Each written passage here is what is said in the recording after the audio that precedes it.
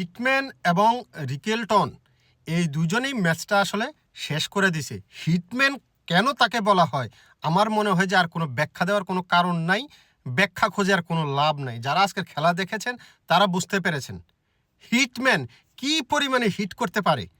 বোলারদের রাতের ঘুম কেড়ে নেওয়ার জন্য হিটম্যান একাই যথেষ্ট।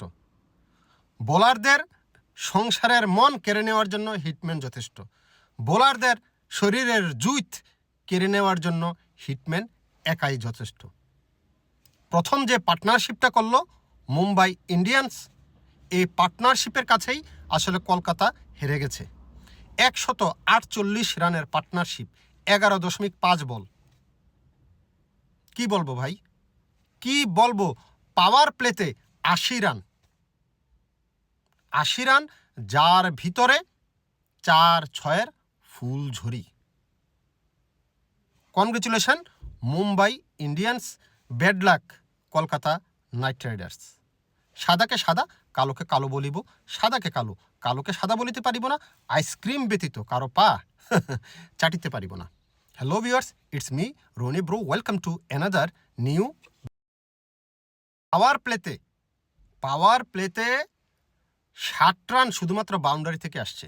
80 রান করছে পাওয়ার প্লেতে মুম্বাই ইন্ডিয়ান্স, এর মধ্যে 60 রান আসছে বাউন্ডারি থেকে।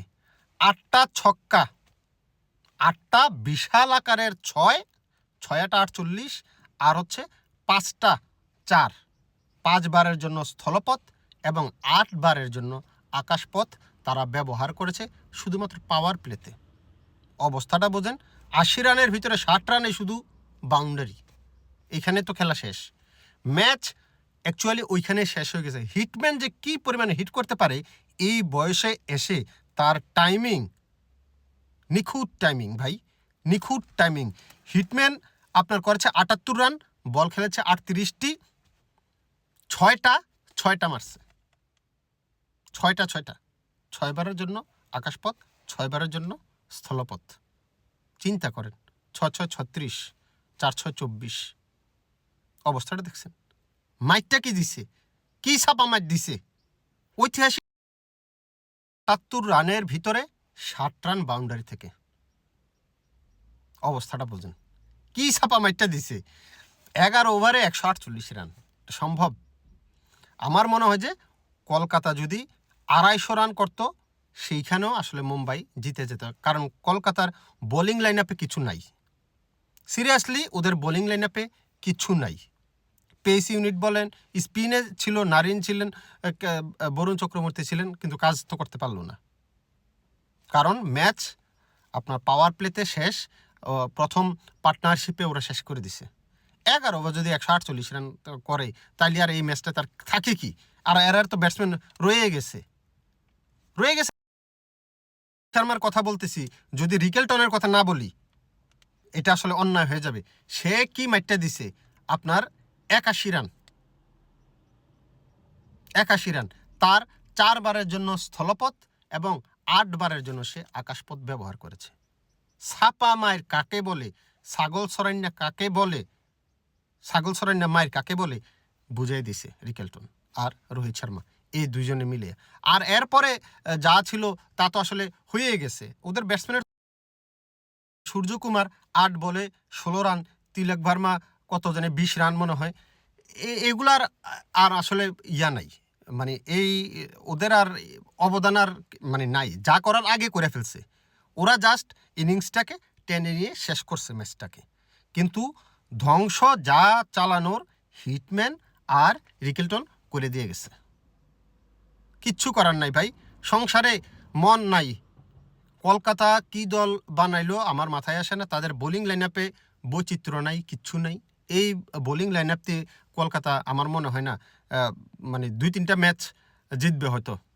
লাইন আপ খুবই খারাপ, যতটুকু দেখলাম ভাই খুবই খারাপ। কলকাতার উপরে আমি সাপোর্ট করি, বাংলা ভাষী যেহেতু কলকাতা, আমি মন থেকে সাপোর্ট করি কলকাতাকে।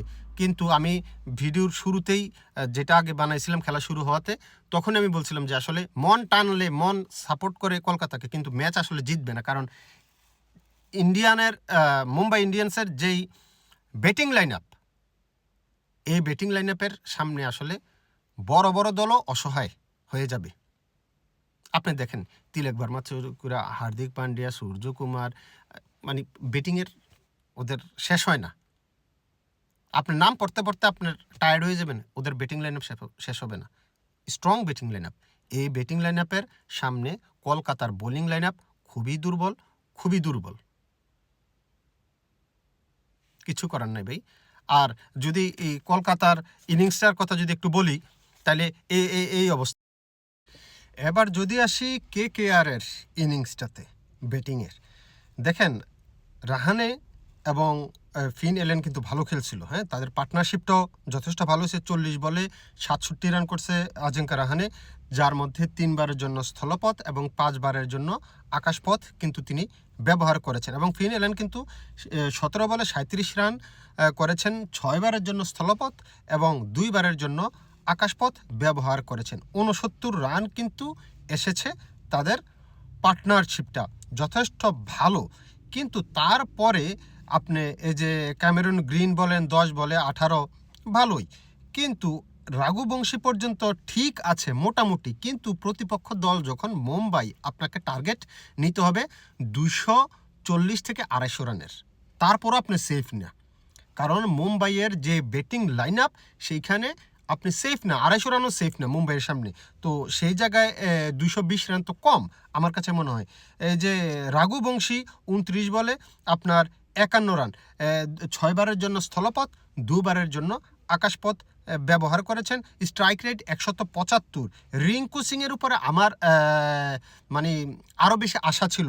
21 বল থেকে 33 রান করেছেন, 4 বারের জন্য স্থলপথ, আকাশপথ ব্যবহার করতে পারেনি। মাত্র 157 স্ট্রাইক রেটে ব্যাট করেছেন। এই জায়গাটায় আমার কাছে মনে হয় যে 21 বলে তার 50 করা দরকার ছিল।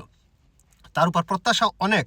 তারপরে রামনদীপ সিং ওই 4 বলে 4 রান, 4 বলে আপনি 2টাও বাউন্ডারি মারতে পারেন নাই। এই জায়গাটাতে আরেকটু ভালো করা দরকার ছিল, যেমনটা ওপেনিং পার্টনারশিপে করে দিয়ে গেছে। তারপরে ওই রকম পার্টনারশিপ কিংবা বড় ইনিংস কেউ খেলতে পারে নাই। ইনিংস খেলছে, স্ট্রাইক রেট আরও বেশি দরকার ছিল, 200-র উপর স্ট্রাইক রেট। কারণ আপনি দেখেন ওইদিকে হিটম্যান আছে, তারপরে ব্যাটসম্যানের তো অভাব নাই, ব্যাটসম্যানের অভাব নাই এদের। তো এই জায়গাটাতে করার দরকার ছিল আরও বেশি। আর মুম্বাইয়ের বোলিং লাইন আপের কথা যদি বলি, আপনার ট্রেন্ট বোল্ট 4 ওভারে 38 রান দিয়ে উইকেট পায় নাই। হার্দিক পান্ডিয়া 3 ওভারে 39 রান, হালকা চাপা মার খেয়েছে, একটা উইকেট পাইছে। গাজানফারকে চাপা মার দিয়েছে। গাজানফার যখন বল করতে আসছিল তখন আমি লাইভে ছিলাম। আমি কিন্তু খেলা চলাকালীন ইউটিউবে লাইভে থাকি, ফেসবুকে থাকি না, ইউটিউবে থাকি। তো যারা জানেন না তারা ইউটিউবে সার্চ করতে পারেন, খেলার সময় বিশেষ করে আমি লাইভে থাকি। গাজানফারকে 4 ওভারে 51 রান চাপা মার। তারপর জাসপ্রীত বুমরা সবসময় ভালো, ওকে শুরুতে আনেন লাস্টে আনেন, সবসময় ভালো। জাসপ্রীত বুমরা 4 ওভারে 35 রান। শার্দিল ঠাকুর সবচাইতে আপনার ওদের দলের সবচাইতে ভালো বলার বলতে বেশি উইকেট পেয়েছে। ভালো বলার তো জাসপ্রীত বুমরা। শার্দিল ঠাকুর 4 ওভারে 39 রান দিয়ে 3 উইকেট পেয়েছে। আর মার্কান্দে 1 ওভারে 16 রান, একটু ছাপা মার দিয়েছে। কিন্তু রানটা আসলে কম হয়ে গেছে, কিছু করার নাই। রান কম হয়েছে মানে হচ্ছে মুম্বাইয়ের সামনে রানটা কম। 250 রানও মুম্বাইয়ের সামনে সেফ না ভাই, যেটা সত্যি কথা।